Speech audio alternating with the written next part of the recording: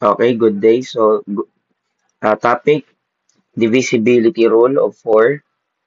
So, yung rule ng divisible by 4 if the last two digits are 0 or multiples of 4. So, paano natin malalaman ng mabilis kung ang number ay divisible by 4? Halimbawa, 204. Yung titingnan lang natin dyan ay yung last two digit. So, 0 and 4 or 4. So, yung 4 ba ay multiples of 4? So, syempre, multiple siya kasi 4 siya nag-start. So, halimbawa, 960. Ayan. So, yung 960 ay divisible din sa 4 kasi if we divide 60 by 4, ang sagot ay 15. So, kahit lakihan pa natin yung number, last two digit lang din ang titingnan natin dyan palagi. So, halimbawa, 1,028. So, yung 1,028 ay nagtatapos sa 28. So, therefore, divisible pa rin siya sa 4. Okay? Basta last two digit lang. Sa pa, try nyo naman ito. 923. Yung 923 ba? O yung 23 ba ay multiples of 4? So, walang 23 sa multiples of 4 or sa skip counting ng 4. So, kaya, ito 923 ay hindi divisible by 4. Okay. Isa naman example, kapag nagtatapos sa 0. Kapag ang number ay nagtatapos sa dalawang 0, automatic, divisible by 4 yan. Lahat ng mga number na nagtatapos sa dalawang 0 ay divisible by 4. So, paano ba malalaman kung ano para madali? Okay? So, una, kabisaduhin nyo na ito. 4, 8, 12, 16, 20, 24, 28, 32, 36, 40. Kakabisaduhin nyo na yan. Then, 44, 48, 52, 56, 60, 64, 68, 72, 76, 80. Then 84, 88, 92, 96. Ayan.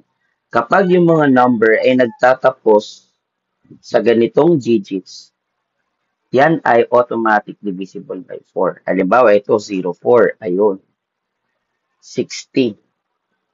Ito siya. 28. Ayun. Okay? So, minsan, kailangan natin maging, hindi naman kailangan na kabisaduhin itong binibilugan ko na ito. Gusto ko lang familiar kayo sa mga numbers na to kasi ito ay divisible by 4 or multiples of 4. So, halimbawa, gagawa tayo ng 6 digit. 1, 2, 3, 4, 5, 6. Yung dulong number lang ang iisipin mo dyan. So, kahit anong number dyan, 2, 1, 5, 6. Then, halimbawa, 92, divisible na siya by 4. So, yan yung divisibility rule of 4. So, meron siyang dalawa. Nagtatapos sa dalawang 0 at kapag yung last two digits niya ay multiples of 4. So, okay, so dito naman tayo sa divisibility rule of 8. So, yung rule sa divisible by 8 is if the last three digits are 0 or multiples of 8. So, parang divisible by 4 siya. Okay, kaso nga lang, sa divisible by 4, 2 digits lang ang kinukuha. At nagtatapos sa dalawang 0, tapos yung last 2 digit ay multiples of 4. Pero tingnan natin dito sa divisibility rule of 8. So, kapag divisible by 8, lagyan natin ng ng technique. Dapat familiar tayo dito sa multiples of 8. So, 8, 16, 24, 32, 40, 48, 56, 64, 72, 80. 88, 96. Okay, so ang dami. Yan yung mga divisibility rule of 8. Pero ano yan, bakit ko yan sinulat? Makakatulong yan para ma-identify natin na yung number ay divisible by 8. Magdadagdag tayo ng 0. Ano? Ayan.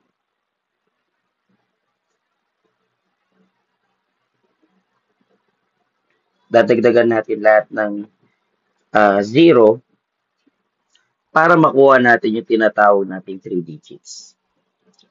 Okay? So, halimbawa, 968. Okay? So, kung mapapansin nyo dito, 3 digits siya, pero siya ay divisible by 8. Bakit? Kasi, pag dinisect natin ito, yung 96, yan ay 960. Tapos, may ones na 8. So, itong dalawa, pareha silang divisible by 8. Kuha? So, divisible by 8 itong 968. Sa pang-example, tinan natin dito. 4,256.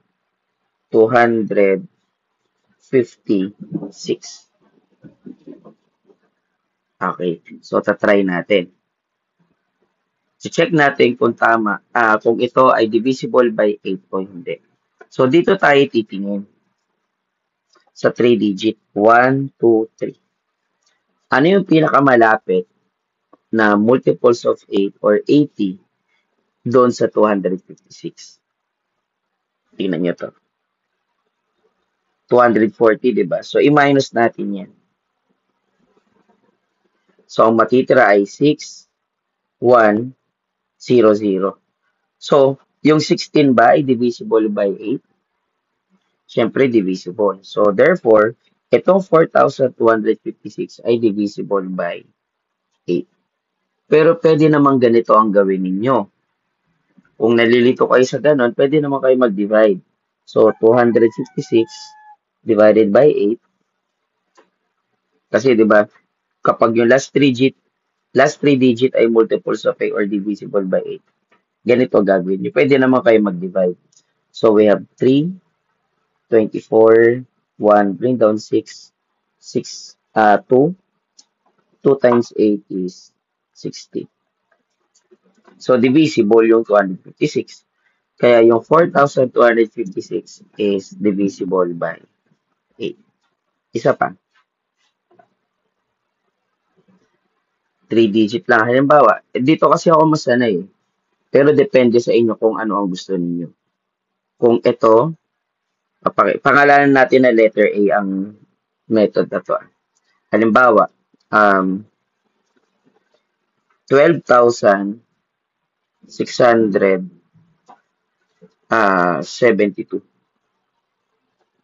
Okay. 12,672. So, paano yan? Sa letter A, ganito ginagawa ko. Yung 672 o yung 672, mag-iisip ako ng multiples of 8, pinakamalapit, na hindi lalagpas sa 672. So, ano nakikita ninyo? Ito, di ba? So, ima-minus ko yan dito.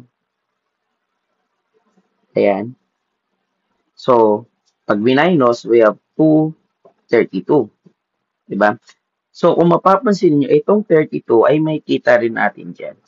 Pati yung 640. So, therefore, divisible by 8 itong 12,672. Nakuha? So, pwede naman letter B ang gawin ninyo. I-divide nyo nga lang. Pero kasi, hindi lahat ng mga bata ay mabilis mag-divide. Kaya meron kayong choice. Pwedeng mag-subtract, pwedeng mag-division.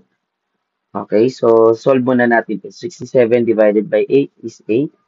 64, then 32, we have 4.